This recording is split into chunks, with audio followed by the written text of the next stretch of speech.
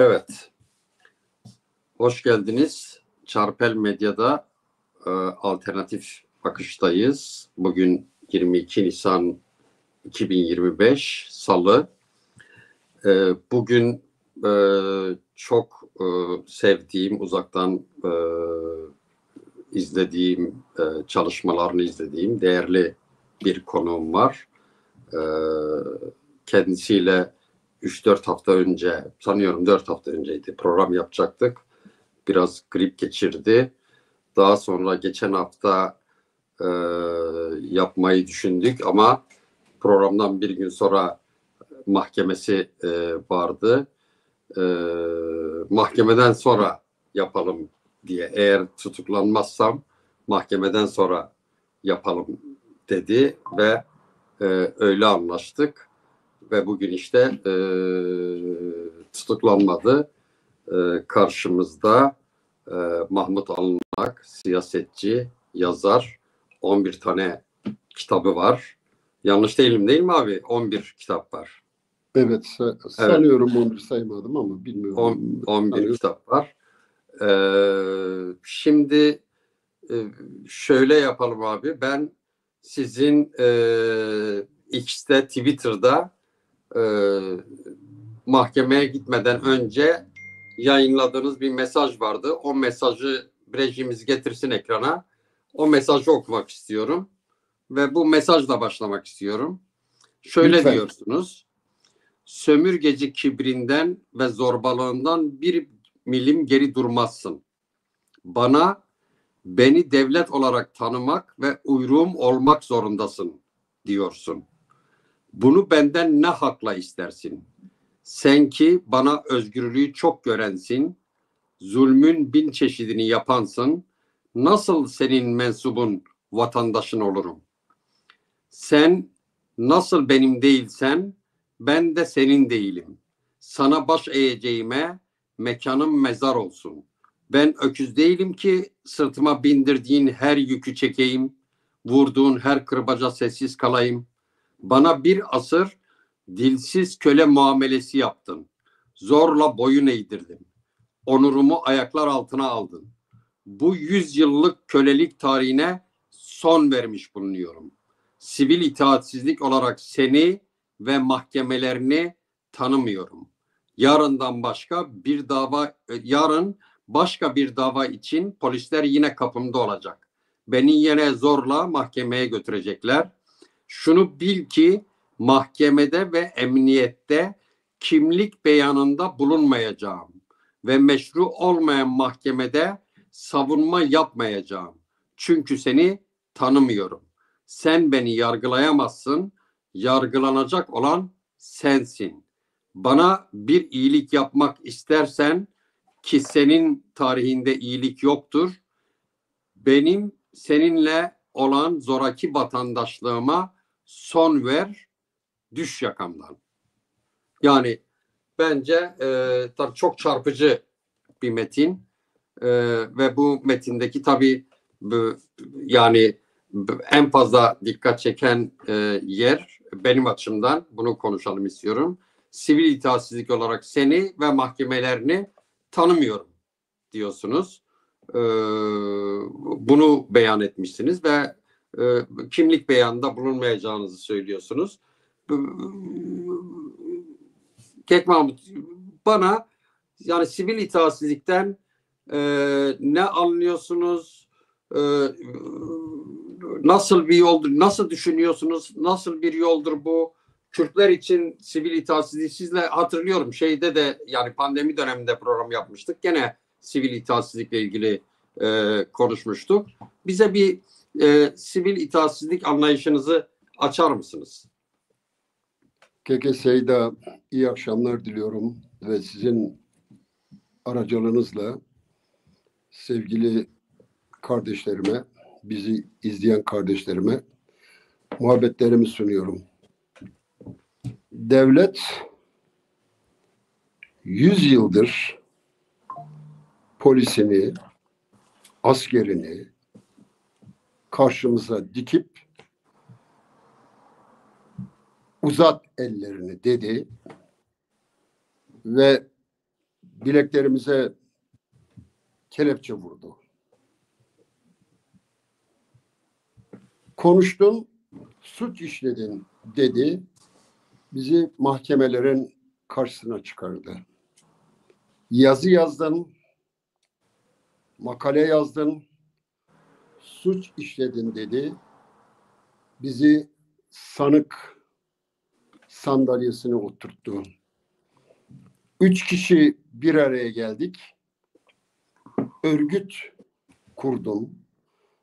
Örgüt kurdunuz dedi. Hapishanelere kapattı. Peki biz ne yaptık? Acı olan şu ki, kendimi de katarak söylüyorum. Biz hep isnat edilen suçu işlemediğimizi söyleyerek kendimizi, tırnak içinde söylüyorum, temize çıkarmaya çalıştık. Aklamaya çalıştık. Hakimlerden beraat talebinde bulunduk. Ellerimiz duruşmada kelepçeli olmasa bile yüreklerimizde 100 yıllık kelepçeyle yana yakıla kendimizi anlatmaya çalıştık. Biz bölücü değiliz. Ben bölücü değilim. Bölücülük suçunu işlemedim.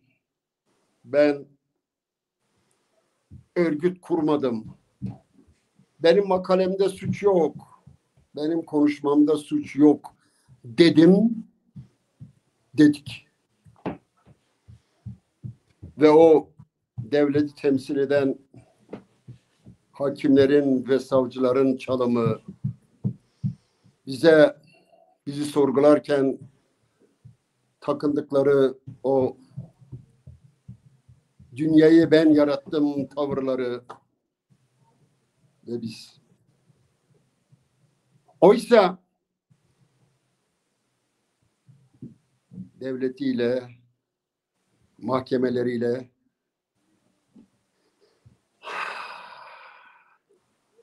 yargılanması gereken onlardı. Ama biz yargılanmayı kabul ettik.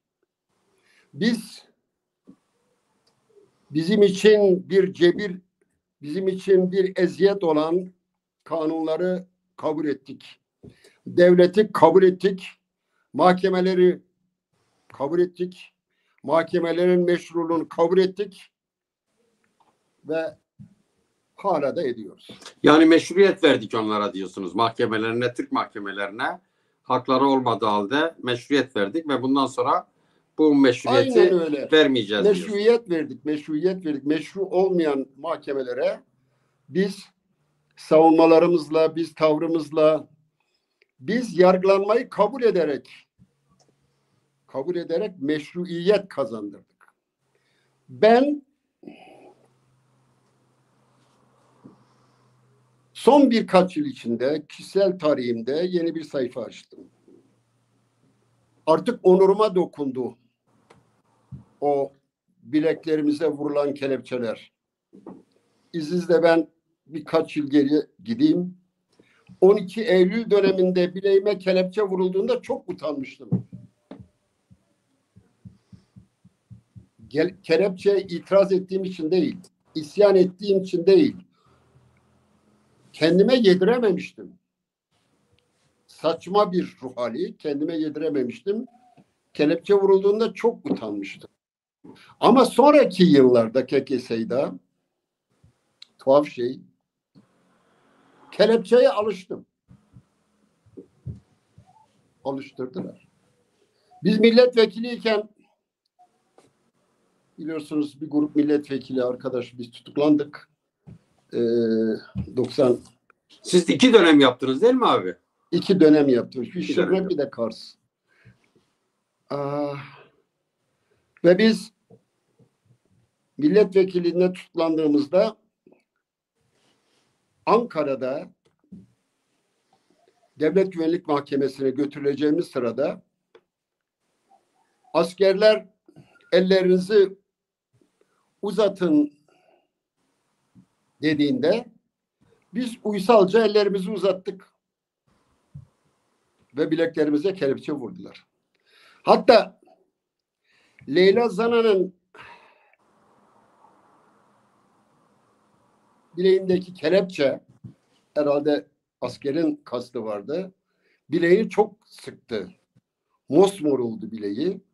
Ben orada askerle çok sert bir tartışmaya girdim ve lütfen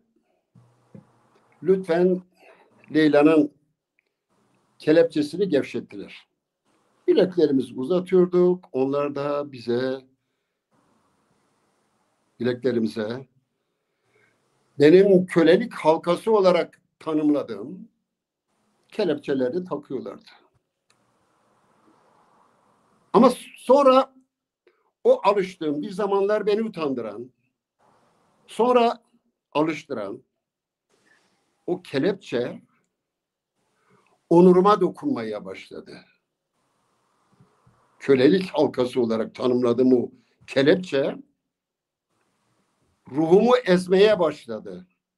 Kişiliğimi örselemeye, hırpalamaya başladı. Ve son tutukluluğumda emniyette ya öldürürsünüz, bileğime öyle kelepçe vurursunuz dedim, ya da kelepçe vurmazsınız, vuramazsınız. Hatta Ali Hacilon vardı. Ali Hacilon İran Doğu Kürdistan'dan bir genç. Onu da getirmişti saçma sapan bir şekilde. Çocuk sonradan oldu. Sonradan beraat etti. Salı verildi.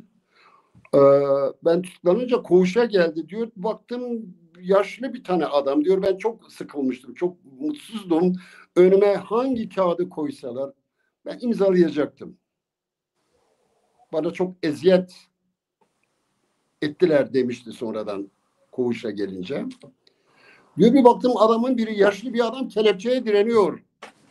Ve onca polisi olmuş başına kelepçe taktırmıyor diyor. Ben bir anda cesaretle doldum. Dedim ki Ali Tübbemrici, bu kağıtları imzalamayacaksın. Ve sen bana bir direniş ruhu aşıladın. Ben de Ali'yi tanımıyordum. Ali de beni tanımıyordu. Sonra koğuşta bir araya geldik. Ve ben kelepçe taktırmadım.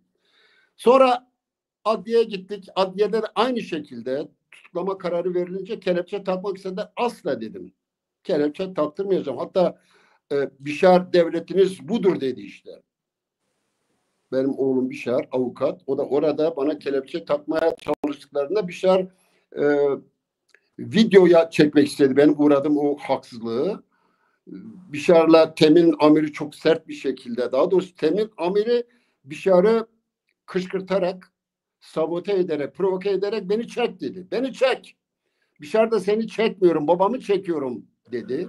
Beni çok zorlayınca işte devletiniz bu diye çığlık çığlığa, feryat feryada bağırdı ve kelepçe taktırmadım. Çok uzatmayayım. Neyse hapishanede de aynı şeyler oldu. Hastaneye götürülüp getirilirken de kelepçe taktırmadım. Bunu şunun için söylüyorum. Kişisel tarihimde bir sayfa açtım ve bu kelepçe artık ben sağ olduğum sürece bileğime takılmayacak kararını verdim. Gelelim mahkemeler meselesine. Ya, yargılaması gereken ben yargılanıyorum. Bu da benim onurumu zedeledi. Ve hakkımda açılan davalarda artık kimlik beyanında bulunmuyorum. Yasal olarak Türk hukukuna, Türk yasalarına göre duruşmanın açılabilmesi için kimlik tespitinin yapılması gerekiyor. Ad, soyad, adres değil mi? Tabii onların tespit edilmesi gerekiyor, yoksa duruşma yapılamaz. İşte ben bu noktada yargıyı boşa çıkarmak için kimlik beyanında bulunmuyorum.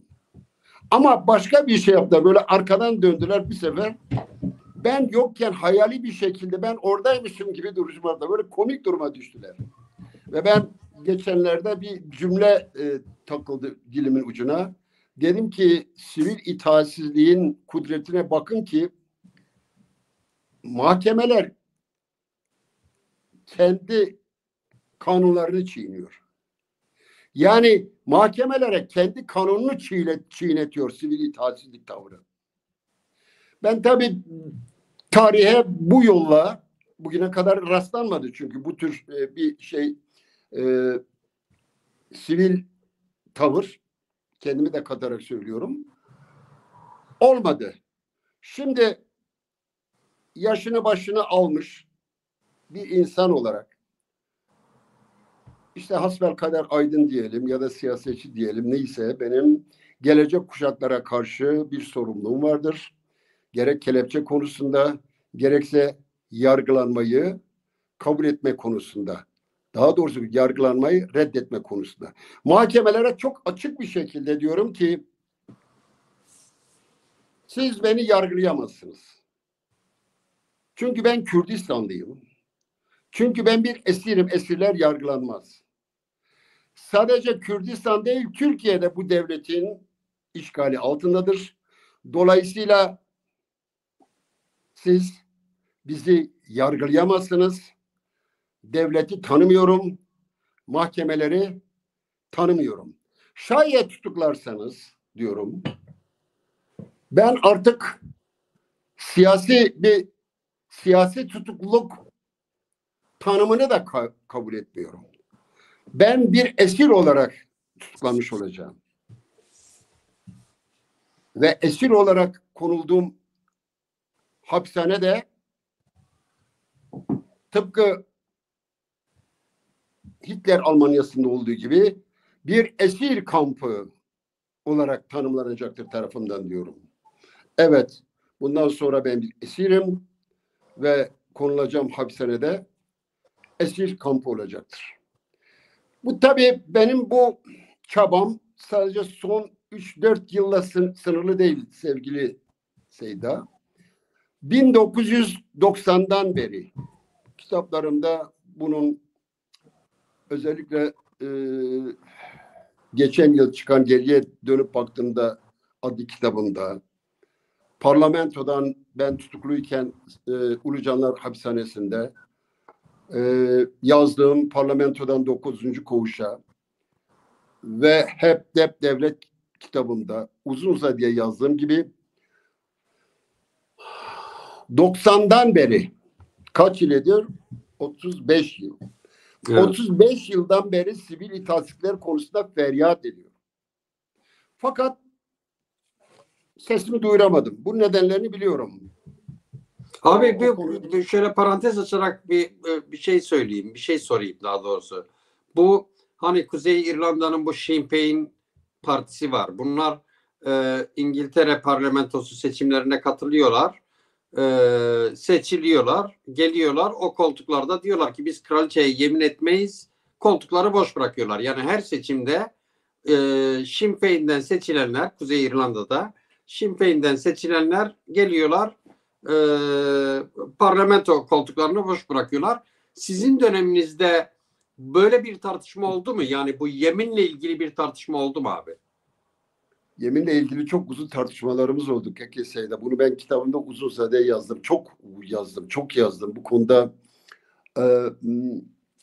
epey derin, epey yoğun ve sert tartışmalarımız oldu yemin konusunda.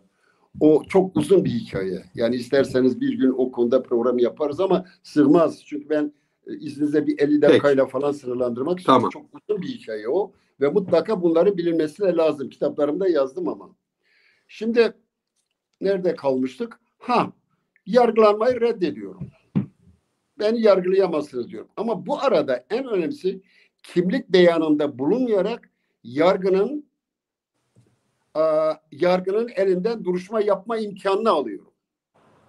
Bu çok önemli. Bu sivil itaatsizlik. Yani ben sizi tanımıyorum demek soyut kalabilir. Ama asıl olarak mahkemeleri duruşma yapamaz hale getirmek. İşte kimlik abi soyut kalır mı? Boşa düşürüyorsun mahkemeyi. Esprisi bu. Evet, boşa düşürmek. Boşa düşürüyorsun. Şimdi şeyi söylüyorum. Az önce dedim ki 35 yıldır feryat ediyorum. Sesimi duyuramadım. İddiayla söylüyorum. Tartışmak isteyen herkesle tartışırım. Ama ben bu arada parantez açayım. Süleyman Demirel aleyhinde bir kitap falan yazıldığında kendine yakın, ben bunu herhalde sizin programınızda da söylemiştim. Kendine yakın yazarlara telefon et. Aman ha, kitap hakkında bir şey yazmayın diyormuş. Çünkü kitap şu olur. Güncelleşir ve insanların dikkatini Ünlenir. çeker. İnsanlar Aha. okur. Böyle o kitabı yok sayın. Ve bu şekilde de kitapları boşa çıkarıyormuş. Kendisine karşı yazılan kitapları. Şimdi benim durumum da bu. O yüzden diyorum ki herkesle, her şekilde yakın tarihimizde 35 yıllık tarihi tartışmaya varım. Ama kimse benimle tartışmıyor. Konuşmuyor. Niye? Çünkü neyse, nedenlerine girmiyorum. Sesimi, kulaklarını kapatıyorlar sesime. Oysa ki o 35 yıldır sözünü ettiğim 35 yıl için 5 yılda ortaya koyduğum projeler ve feryatlarım duyulsaydı, iddiayla söylüyorum, Kobani davası diye bir dava olmazdı. Haddine değildi o Kobani davasını açanların, haddi değildi o davayı açmak. Bunca insan içeride, bakın bunca insan içeride olmazdı. Çok daha iddialı bir şey söyleyeyim. Yine bunu şeyde yazdım ben. Mehmet Tunç ve Bekes kitabında. Sonra Bekes Büyüyor kitabında da devam ettirdim. Cizre'de, Silopi'de, Sur'da o felaketler yaşanmazdı. Onca genç öldürülmezdi. Kürt sorunu, iddiayla söylüyorum tekrar, büyük ölçüde çözüme kavuşturulurdu. Biz bugün Tayyip Erdoğan'ın iki dudağının arasından çıkacak sözü beklerken buna gerek kalmayacaktı. Tayyip Erdoğan bize gelecekti. Ve Tayyip Erdoğan geldiğinde doğaldır ki meseleler ortaya konulacak ve az önce sözünü ettiğim bütün sorunlar çoktan çözüme kavuşturulmuş olacaktı. Onca genç ölmeyecekti. Ve tarih başka türlü seyredecekti. Ama duyuramadım sesimi. Şimdi Ama şimdi sivil Hindistan'da, itaatsizlik eskisine göre daha çok tartışılan bir şey değil mi? Eskisine göre Kürt hareketinde sanki daha fazla tartışılan bir şey durumuna hayır, dönüş. yok tartışılmıyor, hayır. Ben öyle düşünmüyorum. Hangi sivil itaatsizlik tartışılıyor ki? Yani miting yapmak sivil itaatsizlik değildir. Ya da bir basın açıklaması yapmak sivil itaatsizlik değildir. Ya Mesela küçük bir bir grup örnek genç vereyim var. sizde. Pardon, dinliyorum. Abi mesela bir grup genç var. Civanen Neteveyn Kürdistan diye. Evet. O gençler mesela karar aldılar. Dediler ki bundan sonra hiçbir şekilde günlük yaşamımızda Türkçe konuşmayacağız. Yani mahkemede, eğitim kurumunda, hastanede O zaman tamam. ve şöyle Tamam. bir karar aldılar. Kendi milli kıyafetlerimizle sokaklara çıkacağız. Yani şalvarla, şeyle, yani günlük Kürt kıyafetleriyle sokağa çıkacağız. Kendi kültürümüzle yaşayacağız diye karar aldılar. Ya da mesela bir başka boyutuyla diyelim ki mesela şimdi birkaç tane parti var. Hani haklarında kapatılma davası açılan legal partiler, Kürt partileri var mesela. Bunlar da diyelim ki devlet onlara diyor ki siz programınızı değiştirin. Diyelim ki PVK mesela, Kürdistan Yurtseverler Partisi. Siz programınızı değiştirin diyor. Onlar savunmalarında dediler ki biz programımızı değiştirmeyeceğiz. Siz yasalarınızı değiştirin. Yani sivil itaatsizliğin farklı türleri ya da diyelim ki bir ara askere gitmeyen gruplar vardı. Yani farklı şeyler var ama bunu belki de yani gerçekten bir tartışma alanına dönüştürüp bir platform oluşturup daha geniş çaplı ne tür şeyler yapılabilir diye tartışmak gerekir belki abi. Ne dersin? Buna hiç itiraz etmiyorum. Az önceki sözlerim gençlerle ilgili değildi. Yani gençlerin geliştirmeye çalıştıkları o sivil itaatsizlikleri kastetmedim ben. Ben medyadan takip ediyorum ve onların çalışmalarına da çok büyük bir saygı gösteriyorum. Saygı duyuyorum. Benim kastım genel hareketle ilgili. Yani çünkü gençlerin sözünü ettiğiniz hareket çok lokal bir hareket. Evet. Şimdilik henüz çocukluk evresinde olan bir hareket. Bu nedenle onları ben kastetmedim. Ben genel hareketi kastettim. Anladım. Kürt hareketinde ne yazık ki sivil itaatsizlikleri esas alan, önüne koyan bir aksiyon yok. Keşke olsaydı. Ve keşke olsa da bizi de çağırsalar, gidip içinde yer alsak. Aslında yapılacak çok da şey var. O kadar çok şey var ki bunları uyguladığınızda insanların çok ağır bedel ödemeleri de gerekmeyecek. Yani belki öncüler biraz sıkıntı çekecekler. Küçük bir örnek vereyim. Belediyeler konusunda kayyum atanıyor ve Kürtler belediyeyi boşaltıp gidiyorlar. Ben belediyeye gidin, polisle çatışın, sıkıntı yaşayın demiyorum. Ama bu kayyum siyasetini boşa çıkaracak projeler var. Bu projeleri uygulamış olsaydınız zaten ilk Gülten Kışanak'la neydi? Anlı. Osman Baydemir Fırat döneminde Anlı. sanıyorum. Fırat Anlı Diyarbakır'da işte belediyeden alınıp tutuklandıklarında Fırat Anlı'yla kayyum atan projeler uygulansaydı devlet el çekerdi. Bir daha da kayyum atamazdı belediyelere. Ama biz ne yaptık? Devlet vurdukça Kürt hareketi, Kürt siyaseti geri adım attı. Ve hep yakındık. Hep ağladık. Geçenlerde çok yetkili, etkili bir siyasetçi diyor ki işte falan cezaevinde falan tutuklu, bu kaç yıldır içeride ama bırakılmıyor. Sen sorumlu mevkidesin. Senin yakınmaya, seni şikayet etmeye hakkın yok. Eğer bırakılmıyorsa o zaman gideceksin, o hapishanenin kapısına dayanacaksın. Ve hapishanenin kapısına dayanarak o insanın çıkmasını sağlayacaksın. Ayrıntıya girmek istemiyorum ama bazı hallerde küçük bir çalışma bile, dikkat çeken küçük bir çalışma bile sonuç doğuruyor ve insanlar salıveriliyor.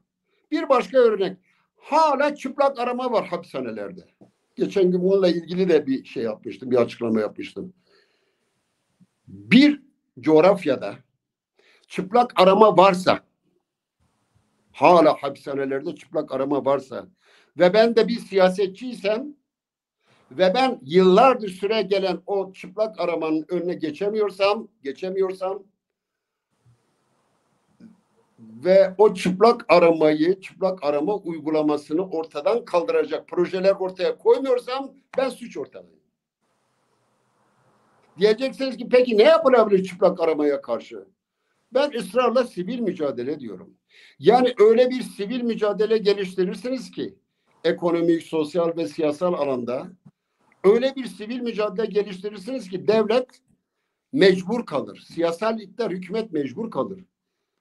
Ve o çıplak arama rezaletini ortadan kaldırır. Şimdi 81 yaşındaki ninelerimiz bile çıplak olarak aranıyor. Biz hala siyaset diyoruz. Hala demokrasi diyoruz. Bilmem işte böyle bir kepazelik söz konusu. Kısacası sivil itaatsizlik bu sevgili Seyda. Sivil itaatsizlik şeyde sonuç doğuruyor. Amerika'da sonuç doğuruyor. Hindistan'da sonuç doğurdu. Niye burada doğurmasın? Çünkü sivil itaatsizliğin kendine göre sivil itaatsizliği ortaya koyacak öncüler için riskleri var. Halkı koruyacaksınız. Halkı gözünüz gibi sakınacaksınız. Ama siz öne çıktığınız zaman siz karar vericiler bu projeleri ortaya koyduğunuzda doğaldır ki devlet yönelecek. Ve yönelince de bedel ödemek zorunda kalacaksınız. Bu yüzden bizim burada şey yapılmıyor. Sivil itaatsizlikte ne yazık ki şey yapılmıyor. Yani diyorsunuz ki Kürt hareketinin sivil itaatsizlik üzerine biraz kafa yorması Biraz değil. Yok, lazım. kilitlenmesi lazım sevgili Sinan. Evet. Kürt hareketinin sivil itaatkere kilitlenmesi lazım. Ya küçük bir örnek vereyim yine. CHP'nin uyduruk bir boykotu iktidarı sarstı. Bakanları neredeyse gidip bakkal bakkal dolaşıp alışveriş yapacaklardı. Ki çok lokal bir şeydi, boykottu. Çok lokal bir boykottu. Ama Kürt hareketi şey yapmıyor. Böyle bir boykota girişmeyi göze alamıyor. Almıyor. Niye? Almıyor işte. Bu kadar basit. Yani e, devlet aşırı bir şekilde, mesela dün söylediler, Kars'ta bir ayda 16 milyon liralık trafik cezası kesilmiş. Bir ayda 16 milyon.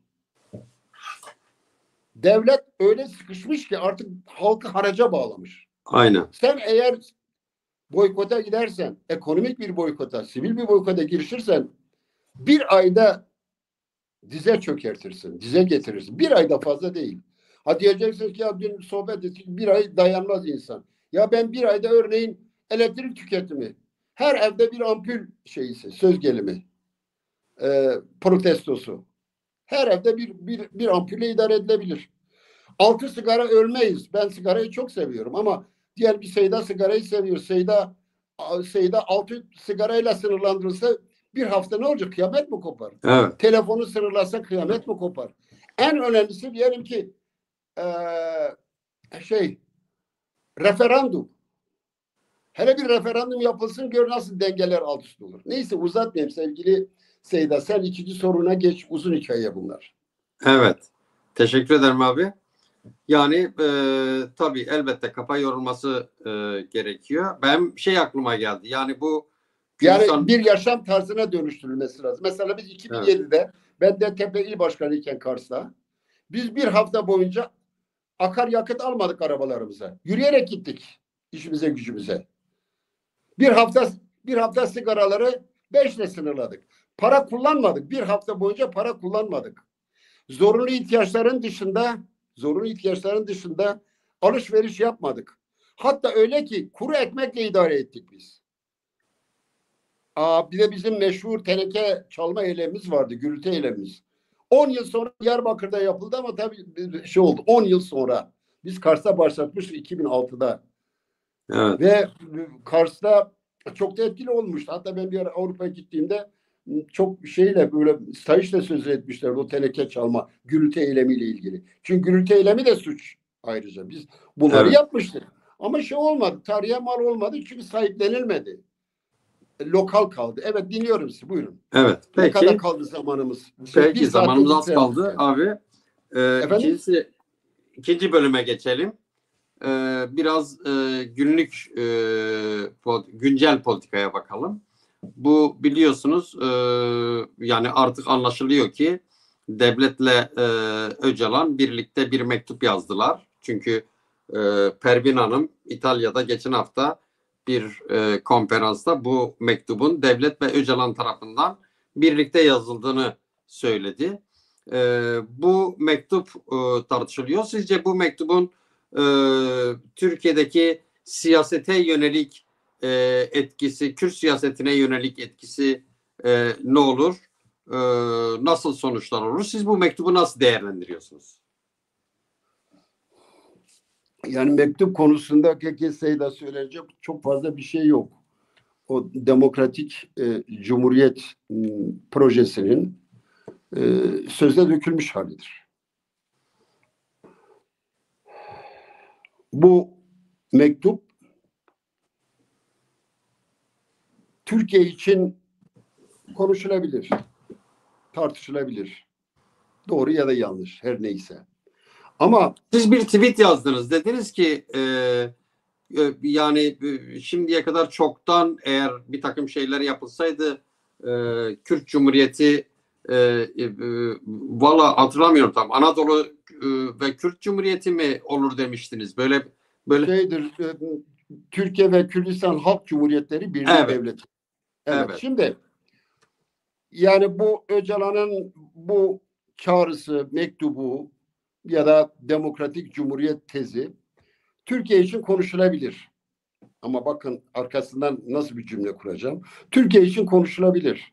Çünkü Türkiye'de de milyonlarca Kürt var. Ama Kürdistan için geçersizdir. Kürdistan'la kastettiğimiz kısım Kuzey Kürdistan'dır. Kuzey Kürdistan için geçersizdir. Neden? Çünkü dünyada ya da tarihte bir sömürgeci devleti demokratikleştirdiği görülmemiştir. Yok böyle bir şey. Yani bu nasıl anlatayım? Hani denir ya, eşyanın tabiatına aykırı bir şey. Bir sömürgeci devleti nasıl şey yapabilir? Demokratikleştirebilir. Ben önemsiyorum. Türkiye halkları derken ben Kuzey Kürdistan'ın dışındaki coğrafyayı kastediyorum. Türkiye halklarının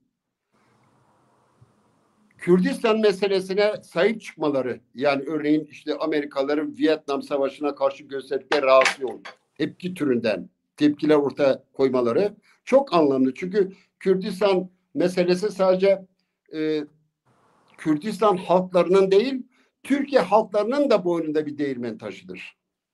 Yani Türkiye halkları eğer kurtulmak istiyorsa önce bu Kürdistan zincirinden kurtulmaları gerekiyor. Ekonomik nedenlerle, siyasal nedenlerle, sosyal nedenlerle. Dolayısıyla Kürdistan meselesine bu projenin uygulanma imkanı yok. Olacak şey size ben söyleyeyim. Bunu bir yazımda da yazmıştım. Öcalan'a İmralı'da bir sosyal yaşam imkanı tanınacak.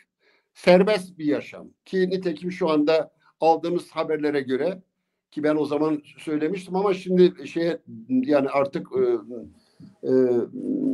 ifade edilmeye, söylenmeye başlandı. Bir ev yapılıyor. İmralı'da Öcalan için. Serbest bir yaşam kurabilecek orada. Diyelim ki siz gidip görmek istediniz. Öcalan eğer kabul ederse gidip görüşebileceksiniz. Böyle bir sosyal yaşam kurulacak. Dilerim ki dağdakiler gelir ailelerine kavuşurlar. Bunu yazmıştım ben. Ki öngörüyorum ben. Böyle bir yasal düzenleme olur.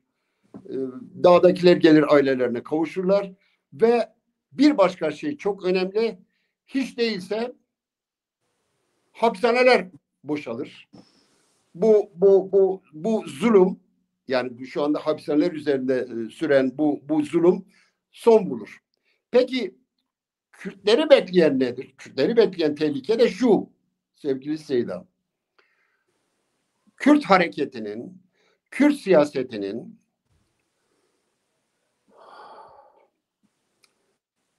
tıpkı Türk partilerinin, Türk partileri gibi düzeltiyorum, bir düzen partisi olması sağlanmaya çalışılıyor ki gidişatta buna göredir. Gidişatta bunu gösteriyor. Bilmiyorum ifade edebildi mi?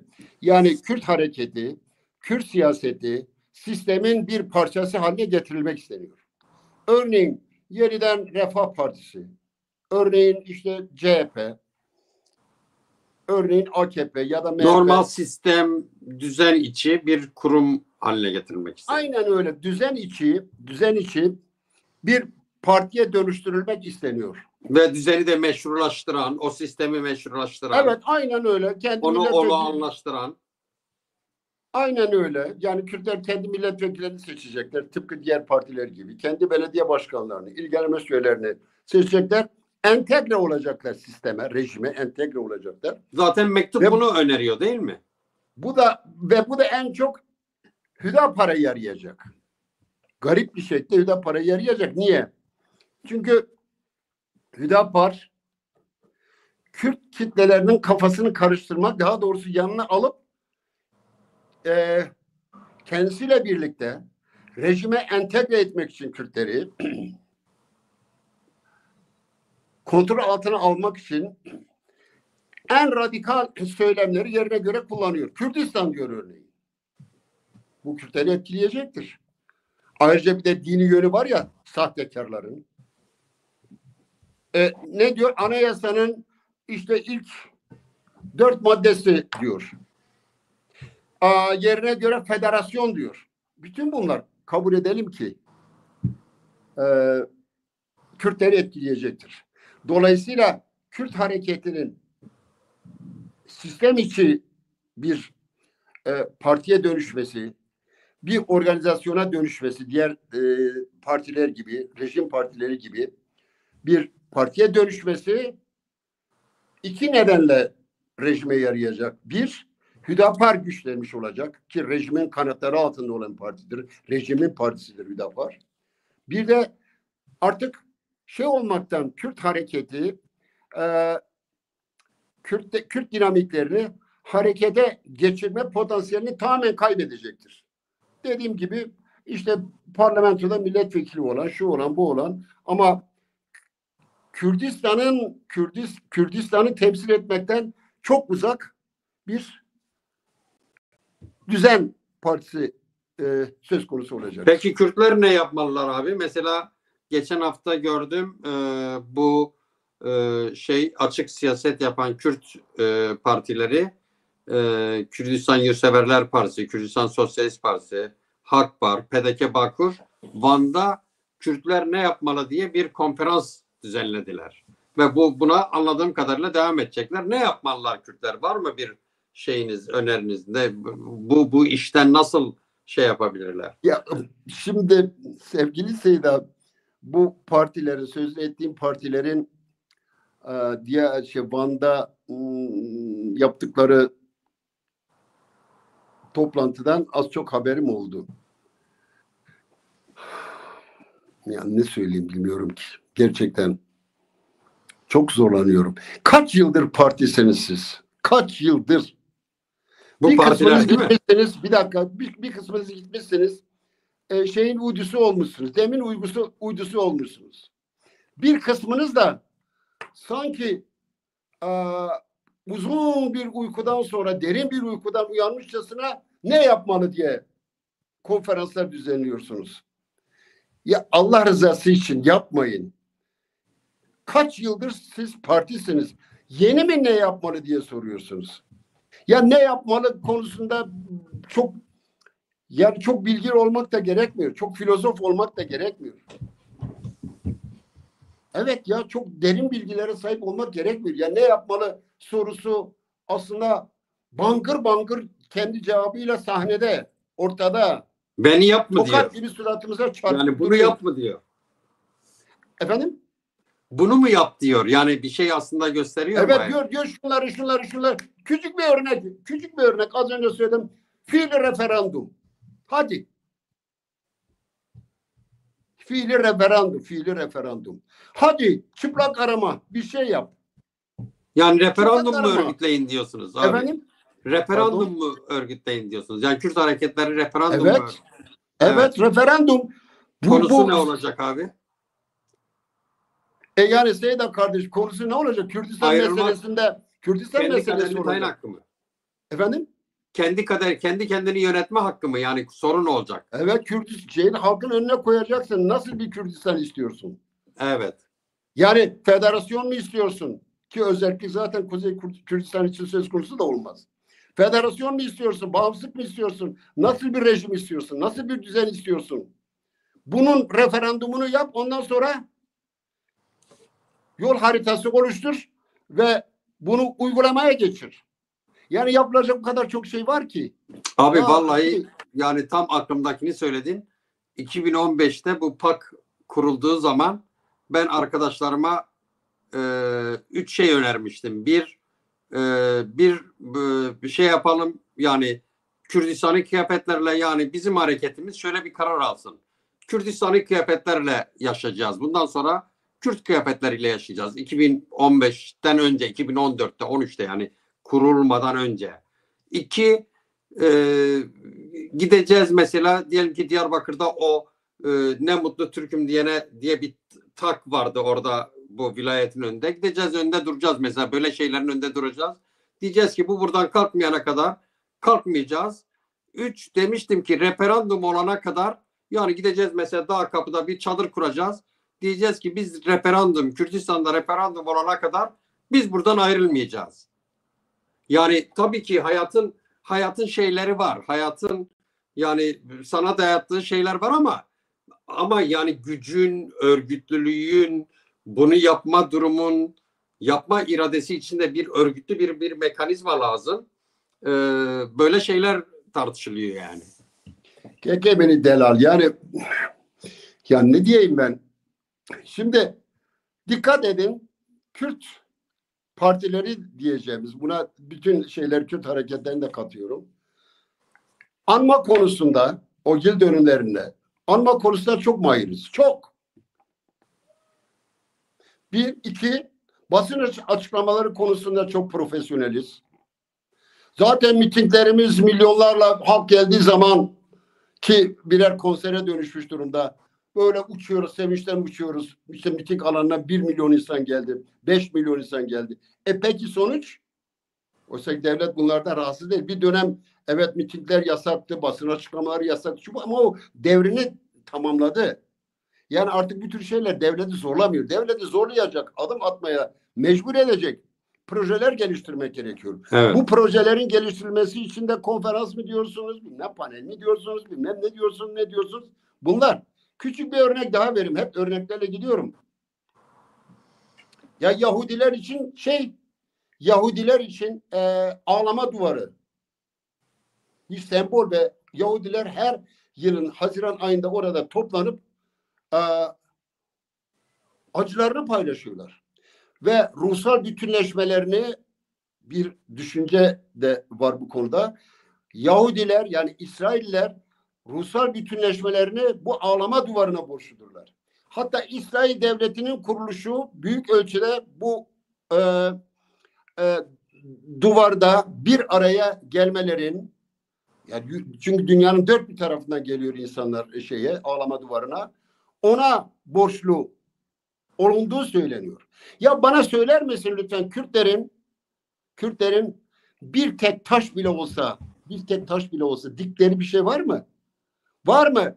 Geriye Zilan 20 yıl devlet sokmadı oraya. Ben bizim köyde Gazi Muhammed adına yaptım. Evet, bir yer açmışsınız. Biraz da ondan bahsedin abi. Müze kurdum ki mesela onunla ilgili de uğraşıyorum. Müze uğraşıyorum. Kendi kararınca kendi imkanlarımla. Ya bir deyin ki sen ne yapıyorsun ya? Sen deli misin? Sen çılgın mısın? Nesin? Gelin sahip çıkın. Yok. Peki Kürtlerin niye bir ağlama duvarı yok? Sevgili Seyda. Kürtler gelsinler. Ben yapmışım, müze kurmuşum. Gazi Muhammed'in idam edildi ki geleceksen onu yapacağız. Bu yıl sağlık nedenleriyle bir takım şeylerle teknik sorunlar nedeniyle yapamadık. Her 31 Mart'ta yurt dışından Kürtler gelsin orada acıda ortaklaşsınlar. Ulusal bir ruh yaratsınlar orada. Bir bütünleşme sağlasınlar. Yok. Yani bizim ben mesela Digor katliamının yapıldığı yerde bir açık hava müzesi yaratmak üzere ağaç diktim. Sevgili Seyda. Ve devlet gitti gece ağaçları söktü. Ben gittim tekrar diktim. Ki bununla ilgili videolar da paylaştım. İnanılır gibi değil. Ben rica ettim bir takım yetkililere. İsimlerini vermeyeceğim tabii doğru olmayacak. Ya dedim ki ben her gün gelip o ağaçlara su veremem. Ama diktim. 3-4 günde bir gidin her bir ağaca bir avuç su dökün ya bir bardak su. Yok. Nasıl Kürdistan'ı kuracaksınız bu kafayla? Ve bunu yetkililerden rica ettim. Ya Mahmut Alnak yaptı biz yapmıyoruz. Biz sulamıyoruz diyorsanız dedim. Ben yokum ben öldüm. Siz gidin dikin. Siz sahip çıkın. Yok. Yok Seyda böyle gitmez. Böyle gitmez.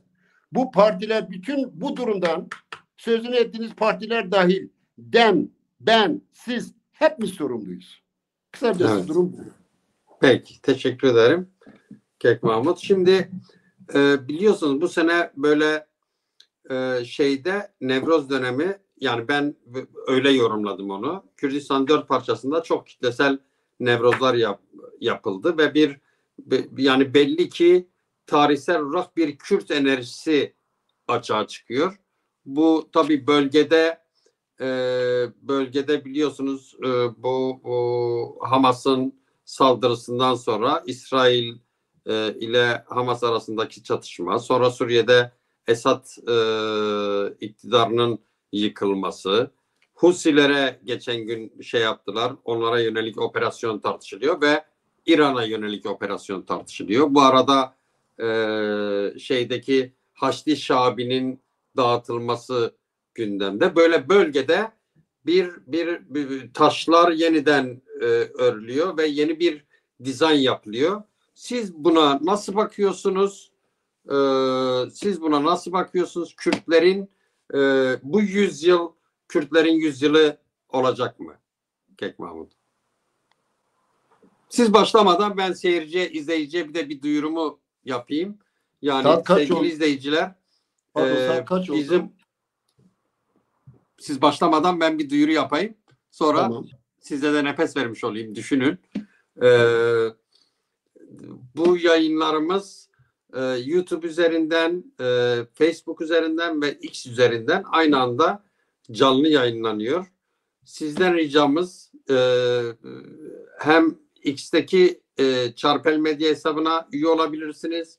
Bildiriminizi açabilirsiniz. YouTube'a üye olabilirsiniz. Bildiriminizi açabilirsiniz. Ve Facebook'taki Çarpel Medya hesaplarına üye olabilirsiniz. Böylelikle bildirimlerden haberiniz olur. Ve programlarımızdan her gün ayrı birer programımız var. Bu programların çoğunluğu Kürtçe. Sanıyorum haftada 2 defa Zazaca programımız var. Kürtçe programlarımız var ve Türkçe. Bu program, başka bir program daha var. Haftada 2 de Türkçe programımız var. Bu yayınlarımızı izleyebilirsiniz ve like'larsanız iyi olur. Siz like'ladığınız zaman algoritmada o öne çıkıyor. Daha fazla insana ulaşabiliyor ve beğendiğiniz programlarımızı paylaşırsanız çok seviniriz. Şimdi geçelim Kek Mahmut. Bu yüzyıl Kürt yüzyılı olacak mı Kek Mahmut? Halkın milyonlar halinde Nevroz'a koşması, Nevroz alanlarına akması bence çok değerlidir. Halk üstüne düşeni yapıyor. Halkta ciddi bir duyarlılık var. Halk çok ilgili ve bunu yakın tarihten de biliyoruz. Halk çok ağır bedeller ödedi. Hala da ödemeye devam ediyor. Bu nedenle tarihi değerdedir. Bu Nevroz alanlarının Kesküsoru Zer bayraklarıyla donanması büyük bir olaydır. Rojava'yı çok önemsiyorum ben. Umarım Rojava'dan iyi şeyler çıkar. En çok ne olur Rojava'da? Bence Güney Kürdistan'da olduğu gibi, ki federasyon falan deniyor. Federasyon değil bence Güney Kürdistan. Çünkü federasyon olması için bir devlet çatısı altında 2 federe devletin olması gerekiyor. Yani Kürdistan ve Irak devleti. Bir de üstte bilmiyorum, yanlışsa lütfen siz düzeltin. Çünkü oralara siz daha çok hakimsiniz. Bir çatı devleti ve o çatı devletin altında bir Irak, bir de Kürdistan devleti, birleşik 2 devlet o devletin çatısı altında. Yani hem Kürdistan'ı hem de Irak'ı temsil eden bir çatı devleti, federal devlet diyebilirsiniz, konfederal devlet diyebilirsiniz. Yani Rojava için bence Güney Kürdistan'daki gibi bir özerklik söz konusu olur. Yani gidişat ona doğru görünüyor. Ve Türk devleti de Rojava'yı, bilmiyorum ne dersiniz, kabullendi gibi geliyor bana. Yani benimsedi gibi geliyor. Zaten işte Mazlum Abdi olsun, diğer tüm yetkililer ısrarla söylediler.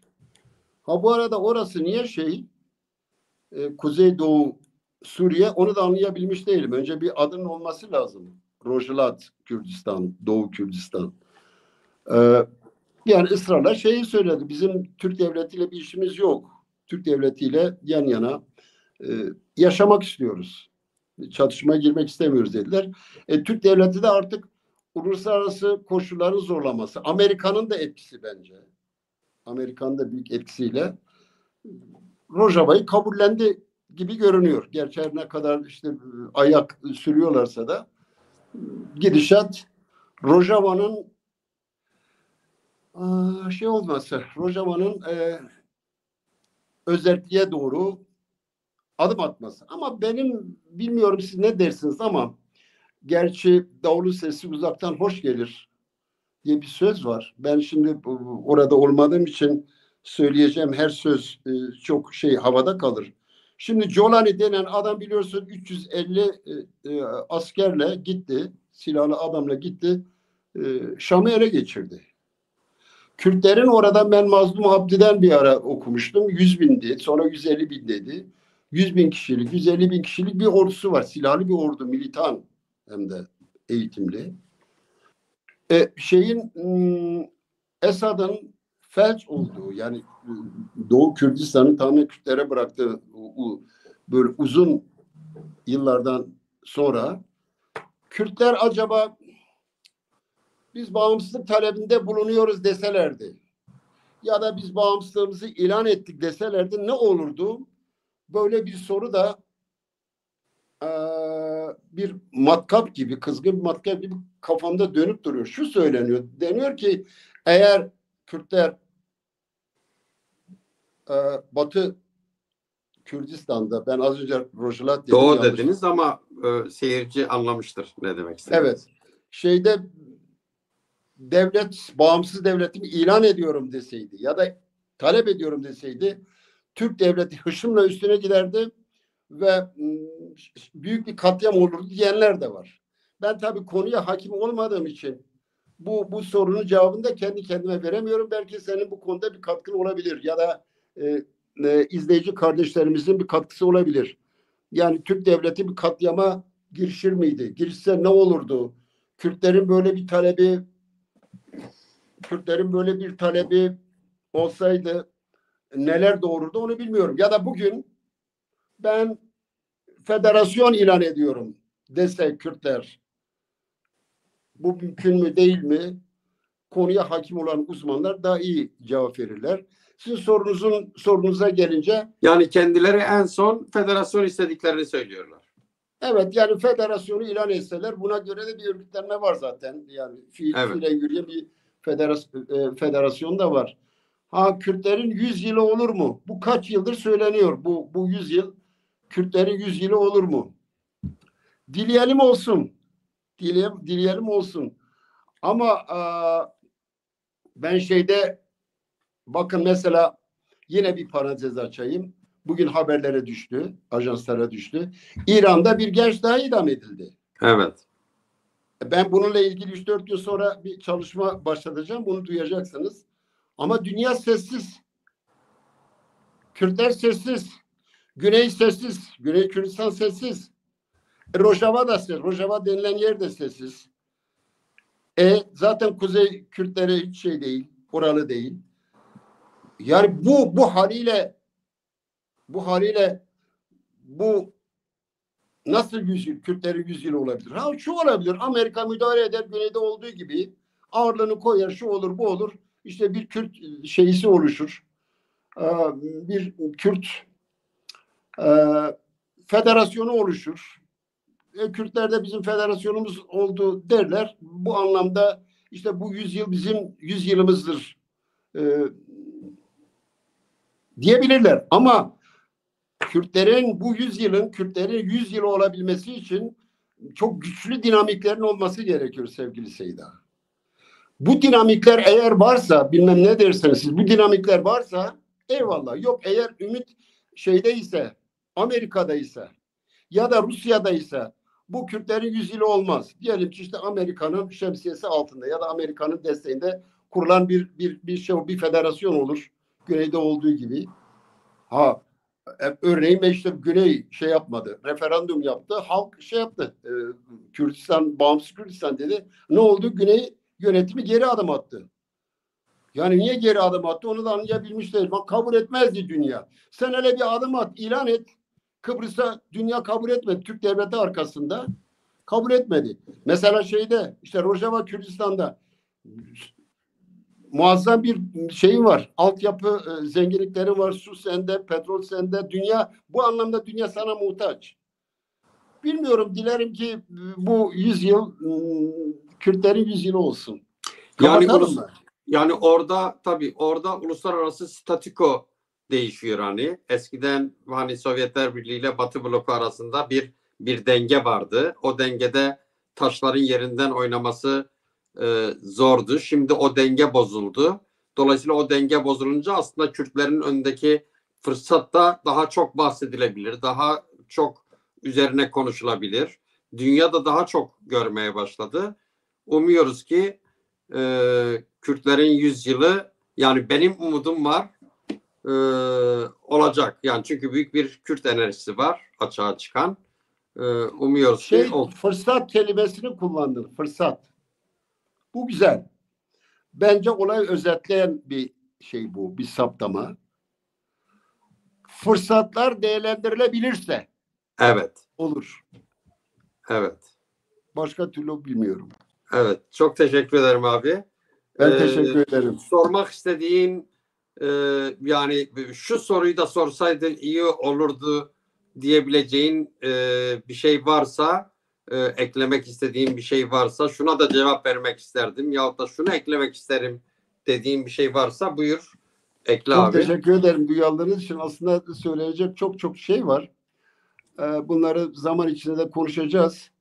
Umarım İran'daki o vahşete karşı kuzeyden, güneyden bir sesler yükselir. Yani hiç değilse biz o ailelerin sesi olsak, dünya derin bir seslik içinde Rojalat'a karşı, Rojalat Kürdistan'a karşı gençler idam ediliyor. Umarız aydınlarımız, halkımız, duyarlı çevreler meseleye duyarlılık gösterirler. Hiç değilse bu Molla faşist düzeni biraz zorlanır. İdamlar konusunda geri adım atmak zorunda kalır. Bütün dileğim bu. Az önce de dediğim gibi önümüzdeki 2-3 gün içinde bir çalışma başlatacağım. Umarım o çalışma bir işe yarar, bir duyarlılık sağlar. Bakalım. Çok teşekkür ederim. Ben de şunu umuyorum abi. Umarım bu Kürt örgütleri yaptıkları zaman bu konferansları falan, sizi de bilmiyorum davet ediyorlar mı? Ettiler mi sizi de? Umarım sizi de davet ederler konferanslardan birisine. Bu sivil itaatsizliktir, Kürt hareketinin önündeki sorunlardır, neler yapılabilir, bunları konuşabilirsiniz, sohbet edebilirsiniz bunlarla ilgili. Rejiye sorayım. Soru var mıydı? Hiç tabii baştan şey demedik. Yani sorusu olan varsa sorabilir diye. Sanıyorum ben buradan yazılanlara baktım. Epey yorum var. Ama soru görmedim. Peki sevgili izleyiciler, önümüzdeki salı günü görüşmek üzere. Abi programdan sonra çay ısmarlıyorum. Ayrılmazsanız bir yere çay da içebiliriz. İyi akşamlar diliyorum. Önümüzdeki hafta görüşmek üzere. Çok teşekkür ediyorum abi. İyi akşamlar diliyorum. Başarılar dilerim.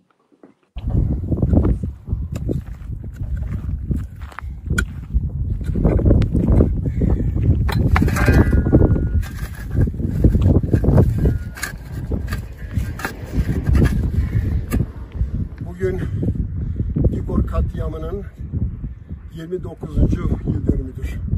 Katliam işte burada gerçekleştirildi.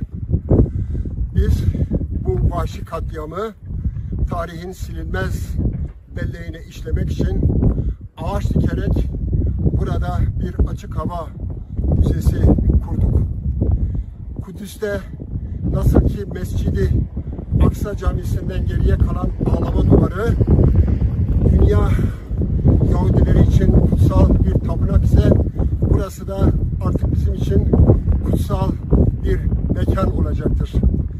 Koçgiri ve Sinan katliamı ile sonrasındaki katliamların meydana geldiği yerlerde de gün gelecek, benzer müzeler kurulacak ve katliamların yıl dönümünde halkın ziyaretine açılacaktır.